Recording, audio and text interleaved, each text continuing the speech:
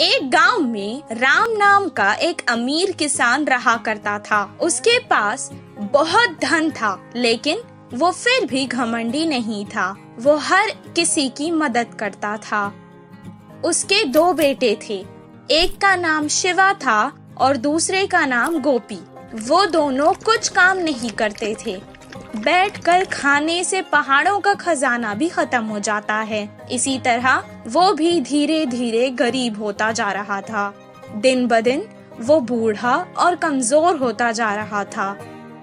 उसे उन दोनों आलसी बेटों की बहुत फिक्र रहती थी और हमेशा उसी फिक्र में चिंतित रहता था। एक दिन वो उन दोनों को एक अच्छा सबक सिखाना चाहता था। जब हम अमीर थे तब इस गांव में चोरों का बहुत ज्यादा डर था।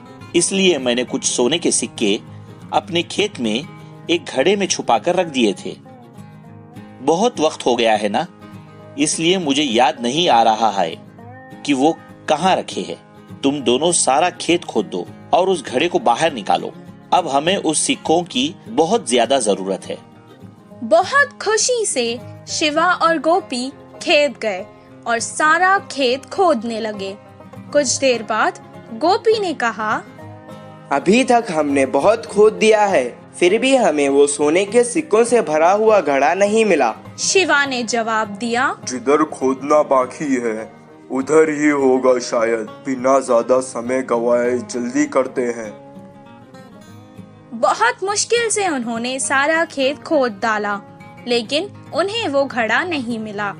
वो वापस घर आकर अपने पिता को सब कुछ सुनाने लगी। मुझे लगता है कि घड़ा शायद चोरी हो गया है। अब जाने दो, तुम ही बताओ। एक काम करते हैं, तुम दोनों ने इतनी मेहनत से सारा खेत खोदा है ना, तो क्यों ना उसमें कुछ बीज डालकर फसल उगाई जाए। दिया था, इसीलिए उन्हें अब ज्यादा मेहनत नहीं करनी पड़ेगी सोचकर वो मान गए और बाजार जाकर बीज ले आए और उसे खेत में डाल दिया। कुछ दिन बाद बहुत अच्छी बारिश हुई, फसल भी बहुत अच्छी होने लगी। तब राम खेत आया और फसल देखकर उसे बहुत संतुष्टि मिली।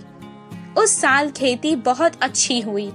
उन्होंने सारी फसल काट दी और बारिशों में और बोरियों में डालकर घर ले आए। तब राम ने कहा, अपने लिए कुछ अनाज की बोरियां रख लो और बाकी के बाजार में बेच आओ। जैसा उनके पिता ने कहा, शिवा और गोपी ने बिल्कुल वैसा ही किया। सारी फसल बेचकर उसके पैसे अपने पिता को लाकर दे दिए। अपने बच्चों की पहली कमाई को देखकर वो बहुत खुश हुआ और कहने लगा, बच्चों, यही है वो सोने के सिक्कों से भरा घड़ा जो तुम दोनों मिलकर हर साल इस खेत से कमा सकते हो। तुम दोनों सुखी जीवन बिता सकते हो और हर किसी